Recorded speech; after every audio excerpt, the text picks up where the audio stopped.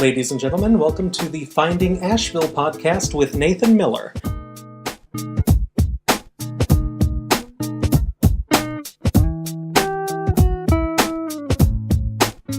was going to ask you this question, and it's kind of rip off of another podcast, but usually three things people could do to improve their lives, but that's not. Oh, I see where you're headed. Yeah. Well, I mean, I can tell you that a lot of folks that come to see me are exhibiting symptoms of depression or anxiety or trauma or grief or loss or attention deficit. Yeah. Or it's some sort of mood disorder like bipolar. So there's these symptoms that indicate certain patterns that others have experienced, which can be helpful as far as finding a way to better. As far as what people can do, the two indicators, the top two indicators of happiness. Do you know what these are? No, I do not. Just guess. You're gonna guess. You're gonna guess at least one of them right. Purpose? Nope. No. Love? Close. Number one is health.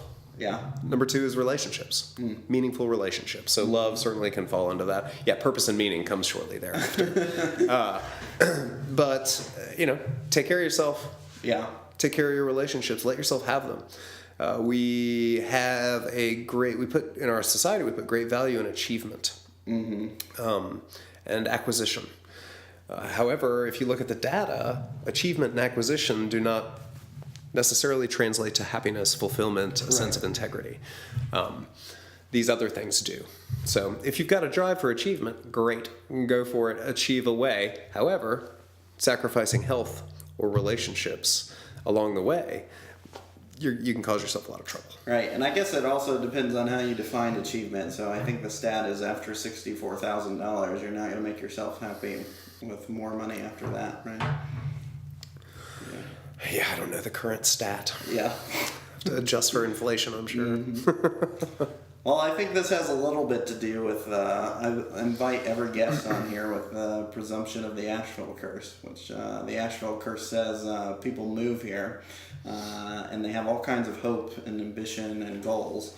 And then they find out what the job market is like, but in the process they fall in love with the city. So they take a mediocre job, like a manager at Office Max, and decide to forego all those ambitions and goals to just live here. Mm-hmm. Do you think there's anything to the Asheville curse? Well, it doesn't sound like a curse. No.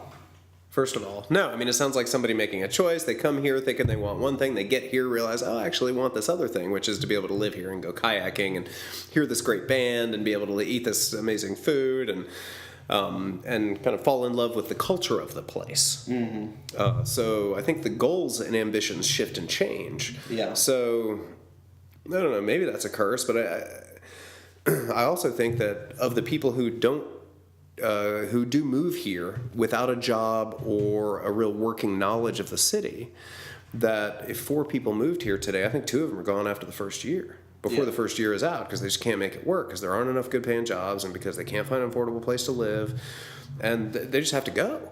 Mm-hmm. They don't have the resources necessary to maintain. And I think of I think this used to be true. I don't know if it's still true or not. I think of the 2 remaining, I think one of those is gone by the end of the second year. Yeah.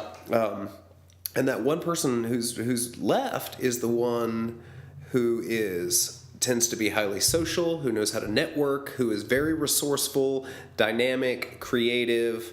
And I think it's part of the reason that we have such a vibrant culture is because of that attrition that occurs and the folks who are capable of making it in a very pressured environment that we have around trying to get a wage that works for you and around trying to find that housing in some ways creates a dynamism.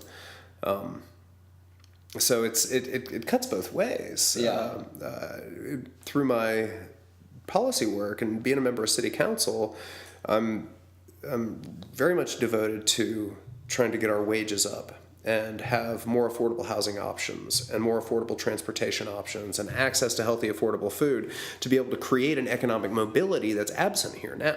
Mm-hmm. Not entirely absent, but largely absent. It's hard to get a leg up in this town. Right. So as far as the curse, the guy who gets the management job at Office Max if he's still got the hopes and dreams that he came here with, my guess he's also got a band, or he's painting something, or he's volunteering somewhere 20 hours a week, or he's training for an ultra marathon, or doing something that embodies that passion. I doubt there's a lot of folks who are going to have the adventurous spirit to pick up from wherever they are, to come to Asheville to pursue a dream. Yeah. Get here, realize, oh gosh, this is going to be harder than I thought. Yeah. Let me grab this Office Max job because it's what's available, and it's enough for me to pay my rent, pay my car payment. I can have health insurance. I got that stuff covered, and I don't know that person's spirit then dwindles and dies. I imagine that it translates into what's here and finds a place to fit.